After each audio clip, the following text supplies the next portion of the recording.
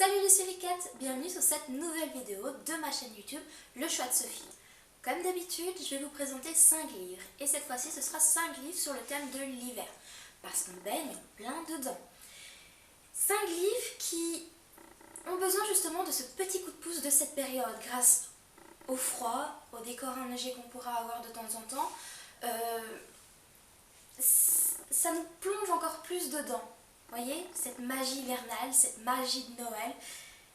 On ne peut pas lire certains livres sous 40 degrés en été, on est d'accord. Donc voilà, c'est un livre comme d'habitude que j'ai aimé et que je vais vous présenter. Et on commence tout de suite. Pour cela, je vais commencer par le plus difficile pour moi à vous présenter. Il se peut que j'ai quelques petits rires nerveux en vous expliquant le roman. Donc c'est Le Jardin d'hiver de Frédéric de Keyser aux éditions Pygmalion. C'est une réécriture de Contes de la Belle et la Bête. Une belle réécriture de Contes de la Belle et la Bête. C'est mon conte préféré, je sais de quoi je parle. J'ai toujours lu des contes, mis à part une où c'était un thriller, où en fait, enfin des réécritures, où en fait j'avais l'impression que c'était reprendre le conte et remettre quelques détails en plus. Mis à part encore une, mais on l'oublie. Donc je fus vraiment satisfaite de cette réécriture. Point de vue histoire de La Belle et la Bête. Après, il faut savoir que c'est un roman érotique. Ouais, plus ou moins. Je pense, sans l'avoir lu, sans avoir lu les 50 nuances degrés, on peut le mettre dans la même catégorie, sauf que ce n'est pas du BDSM, un truc ainsi. Enfin ça. Donc voilà, c'est 600 pages d'érotisme. Cru et nu, ça c'est clair. Donc voilà, ça parle pas d'hiver, mais ça vous réchauffera. Ça parle pas d'hiver, mais ça vous réchauffera bien. Si vous avez froid, beaucoup. Franchement, anecdote, je ne sais pas si vous le voyez, il y a une petite rose gravée sur le bouquin. Elle est censée être en partie, toute la partie dorée. Alors il faut savoir que j'ai une chaleur corporelle assez élevée. Et là, j'ai eu les mains moites. Donc j'ai enlevé la dorure. Je suis dégoûtée. J'ai abîmé ma propre couverture. Mais voilà, ça a bien réussi son coup. Donc, il faut vous accrocher parce que ce sera 500 pages d'érotisme. Avec des brides de suspense de qui est la bête, qui est la belle. Enfin, quel est le rapport entre eux deux, comment ça va se passer. Et franchement, moi j'ai complètement adoré cette réécriture, surtout comment elle a joué par rapport à ça. J'en dis pas plus bien sûr, parce que ça gâcherait le suspense. Mais pour vous dire le résumé, c'est Sophia, non pas moi, Sophia avec un A, qui est une photographe, photographe presse, elle fait de la photographie en tout cas, et elle va être contactée par un grand, attention il y en a plusieurs, le célèbre, c'est plus facile à résumer tout ce qu'il fait, le célèbre Sam Naish, qu'elle ne sait pas trop pourquoi, donc, enfin si elle sait pourquoi mais elle ne comprend pas pourquoi, et elle va commencer à le découvrir, parce qu'en fait il faut savoir que Sam Naish, c'est un ermite, c'est une personne célèbre avec beaucoup de dons, que ce soit dans ses livres comme auteur, que ce soit dans ses peintures, que ce soit dans ses sculptures, enfin, il sait faire beaucoup de choses et elle se demande justement pourquoi elle en fait, tout simplement pourquoi il s'accroche à ce qu'il s'accroche, à ce qu'il veuille la rencontrer. Donc voilà, elle va accepter l'invitation, mais ça ne sera pas sa seule surprise à cette invitation. Elle va découvrir tout le monde de Sam Naish. Pas que le monde en fait. Elle va tout découvrir de Sam Naish. Et c'est corsé. Je suis contente. J'ai pas vraiment eu de rire nerveux. Quoique je le sens monter, mais ça va. Donc faites attention. Premier conseil. Si vous rentrez dans ce livre-là, il faut savoir que c'est de l'érotisme. Deuxièmement, elle est vraiment bien la réécriture. Troisièmement, si vous êtes moite, tenez pas votre livre en main. Sinon la dorure va partir. Je suis trop dégoûtée, vous pouvez pas imaginer. Ça me fait rire, mais non, je l'ai abîmé, ça m'énerve. Ma moite de malheur. Donc voilà, je suis plutôt contente. En fait, j'ai réussi à vous le présenter sans avoir un fou rire. Parce que j'ai essayé devant ma maman, j'ai essayé devant ma petite soeur. J'ai pleuré de rire tellement c'était difficile à expliquer. Le deuxième roman, je m'en excuse, il va avoir un petit hic à vous le présenter 7 jours en retard. Mais voilà, c'est 7 jours à rattraper, c'est 7 petits chapitres. En fait, il s'agit de La véritable histoire de Noël de Marco Laino aux éditions Michel Lafon. Je dis ça pourquoi? Parce que comme Margot Liseuse l'a si bien dit dans sa dernière vidéo, je pense sur Cold Winter, sur le challenge Cold Winter, oh je vais y arriver. Il est vraiment agréable de l'utiliser comme un calendrier de l'Avent, c'est-à-dire lire un chapitre par jour pour arriver jusqu'au 24e, pour arriver jusqu'à l'apothéose de Noël. C'est ce que je fais, donc moi je ne suis qu'au 7e chapitre. Pour une fois je vous présente un livre que j'ai pas vraiment lu, mais les 7 premiers chapitres m'ont enchantée, je sais ce qui m'attend, je sais l'écriture qui est très douce, franchement ça sera certainement le livre de Noël que je raconterai à des enfants en période, en plein mois de décembre, en tant que calendrier de l'Avent, parce que c'est vraiment l'image au coin d'un feu, ou tous dans le fauteuil, ou dans le lit avant de s'endormir, faire un petit chapitre très très simple qui met l'eau à la bouche. On veut découvrir, au début c'est triste bien sûr, on veut découvrir cette histoire. Donc, pour quand même vous la résumer, c'est en Laponie, on est en plein cœur de la Laponie, où on a le petit Nicolas qui, dès le début de l'histoire, devient orphelin. Il faut savoir que en Laponie, c'est pas des petits villages très très riches, il y a quand même assez bien de distance entre certains points. Et comme il n'y a pas de famille très aisée pour pouvoir l'accueillir, il décide, donc le village décide de le recueillir une fois, une année, donc pendant une année, chacun leur tour. Voilà. Donc ils le recueillent pendant une année, chacun leur tour, et cet échange se fait à Noël. Donc voilà, il change de famille, il aura toujours une famille différente. Et le petit Nicolas, Nicolas est quelqu'un il a un cœur pur, et pour ça pour les remercier, il va pas utiliser, mais il décide de se consacrer à sa passion, j'ai trouvé mes mots, il décide de se consacrer à sa passion, c'est-à-dire construire des jouets pour remercier les familles qui l'ont adopté pendant un an, qui lui ont offert chaleur, amour, je suppose, j'en suis pas encore là, et il survit en fait, parce qu'il a quand même perdu toute sa famille, quoi. Donc voilà, je vous le conseille, trouvez-le vous très très vite, lisez les 7 petits premiers chapitres ou 8 le temps que vous l'achetez. Et franchement, c'est vraiment chouette comme calendrier de l'Avent. Moi par exemple, je fonce directement là-dessus, parce que moi le chocolat, ça fait deux... S'il y a du chocolat, mon visage se transforme, c'est pas possible. Donc je suis toujours un peu triste de ne pas pouvoir trouver des calendriers de l'Avent très, très chouettes. Donc voilà, je me suis rabattue sur ça cette année et j'ai hâte de découvrir comment il en est arrivé là. Bien sûr, on devine tout de suite que c'est un début de légende et j'aimerais bien y croire à cette légende-là. Ce roman-ci, si une grande majorité d'entre vous doivent le connaître, je veux réparer l'erreur de ceux qui ne le connaissent pas.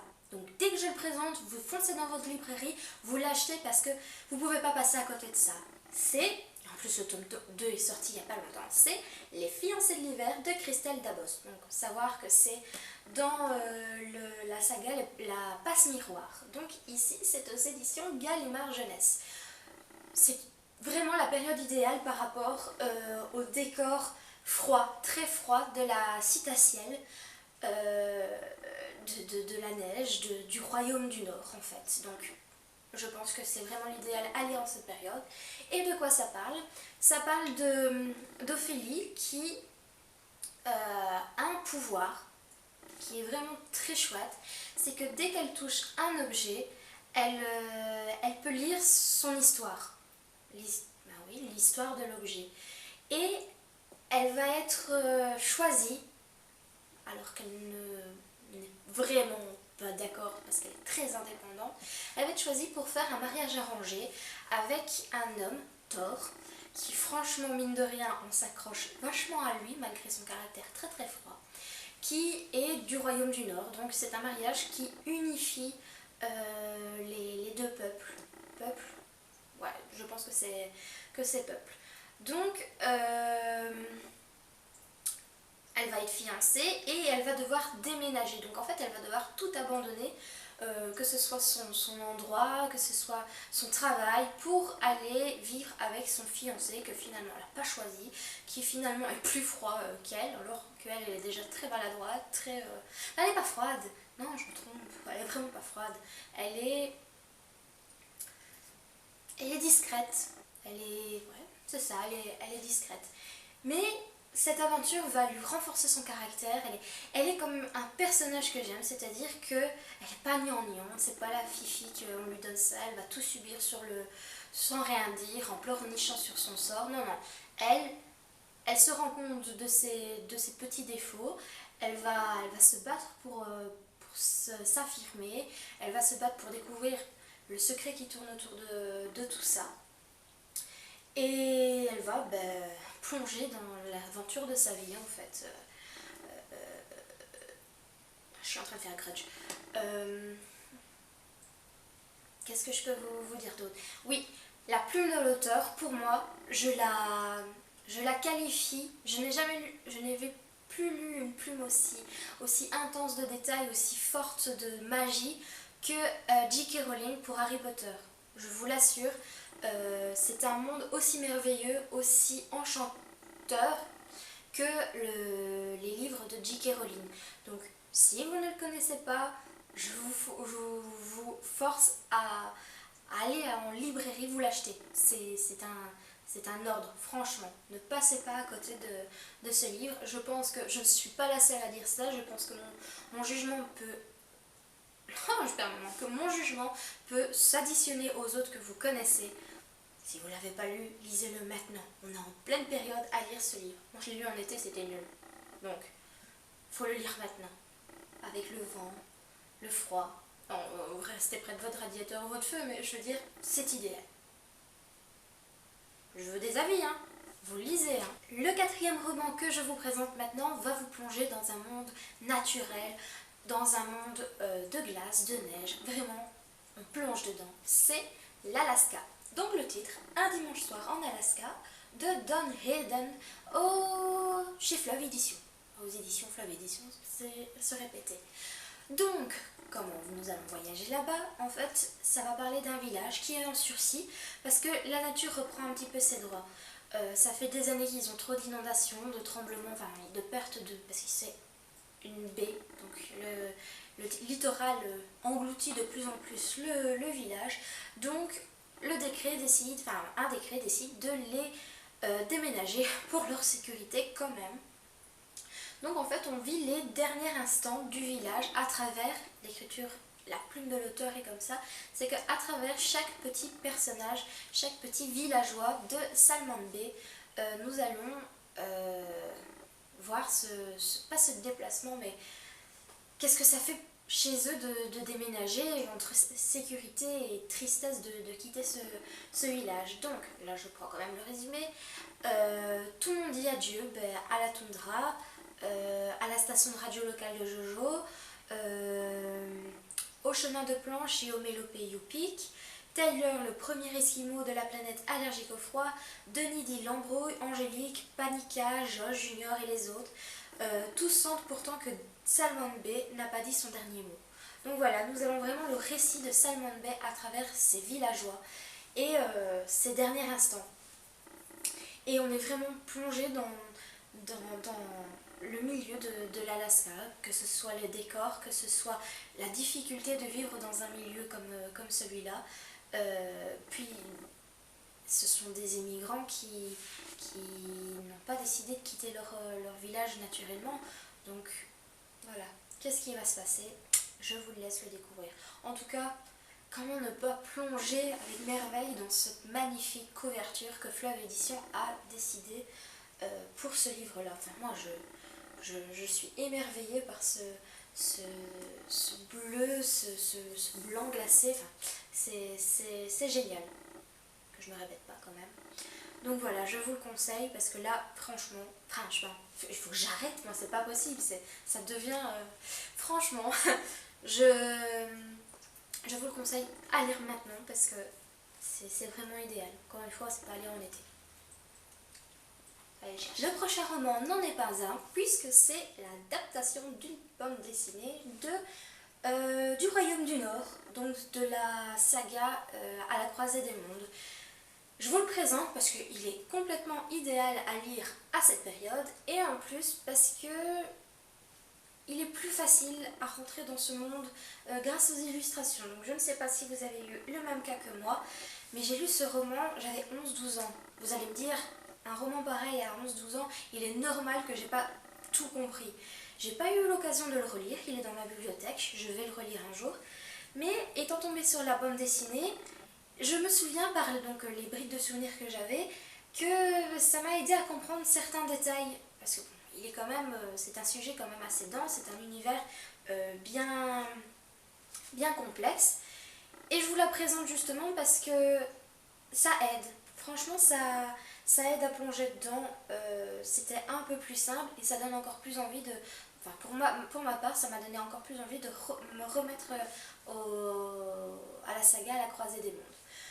Donc ici, pour vous parler quand même du résumé pour ceux qui ne le connaissent pas, on va suivre Lyra qui vit dans une université, elle est recueillie dans une université anglaise. Tout se passe normalement jusqu'au jour où tout le monde va s'intéresser à elle. Déjà comme ça, elle est un petit peu rebelle. Vraiment, quand on commence à se concentrer sur elle, ça l'énerve un petit peu. Et en plus de ça, son meilleur ami de l'université va se faire kidnapper par des ravisseurs d'enfants qui rôdent un petit peu à ce moment-là. Donc, ni une ni deux, elle va s'armer de son courage, accompagnée de son démon. Elle va remonter la piste pour retrouver son meilleur ami Roger, qui va la mener jusqu'au Royaume du Nord. Donc, enneigé, des ours polaires, des paysages de glaciers. Voilà, on est vraiment dans un monde où l'hiver est idéal pour lire ce roman. Donc ici, donc, bien sûr, c'est la même adaptation, donc c'est le même œuvre de Philippe Pullman. Et alors, ça a été dessiné par Stéphane Melchior et Clément Oubrerie. Alors, c'est aux éditions Gallimard. J'ai vraiment bien aimé les palettes de couleurs. Donc, mine de rien, il y a des palettes de couleurs. Donc là, vous voyez par exemple, c'est un beau bleu. J'adore le bleu. Le bleu nuit, le bleu océan, le bleu gris. Il y en a encore une belle à la fin. Vous voyez, un beau bleu nuit. Mais il y a d'autres palettes de couleurs comme du kaki, de l'ocre. Attendez que je vous montre. Allez, vous voyez, c'est un petit peu une autre palette de couleurs. Alors, je dois avouer, mais c'est pas une critique, c'est bien sûr un critère, c'est dessiner avec des traits de crayon assez grossiers. Mais on s'en balance, on est vraiment dans l'histoire, on essaye de comprendre. C'est très simple, il n'y a pas de complications, très bien décrit. Moi j'ai adoré. Donc c'est une première partie parce qu'il faut savoir que le roman, je disparais, j'y réapparais. Le roman, l'adaptation a été coupée en deux. Donc le roman a été coupé en deux. Donc pour le Royaume du Nord, on a le Royaume du Nord 1 et le Royaume du Nord 2. Des fois je crois que je me complique la vie toute seule. Donc voilà, je vous le conseille parce que c'est beaucoup plus facile de plonger dans cet univers grâce au dessin, comme des fois les films nous apportent le détail qu'on n'aurait pas compris. Dites-moi votre avis là-dessus, si vous êtes d'accord avec moi, si vous avez lu bien sûr Le Royaume du Nord de Philippe Pullman, si vous avez apprécié les dessins. Bonne lecture. Je voudrais vous embêter 2 petites minutes sur une critique un petit peu plus négative, ce que je n'aime pas faire parce que je veux vous présenter vraiment des livres que j'ai aimés et que je trouve qu'on a assez de négativité dans ce monde. Mais je voulais avoir votre avis, enfin votre point de vue si vous l'avez lu. Donc je reviens sur le jardin d'hiver des éditions Pygmalion. Je suis vraiment pas du genre à regarder les fautes d'orthographe ou les fautes de frappe. Ça arrive vraiment c'est humain, c'est tout à fait humain, je vais pas chipoter là-dessus parce que les fautes d'orthographe. Mais ici, je vous donne un exemple, je l'ai retenu parce que ça m'énervait à la fin. Il y avait plein de pages où c'était impossible. Je vais vous donner un exemple. Sam avait le fait serment de la séduire. Avait le fait, non mais sérieusement, je tourne la page, on a...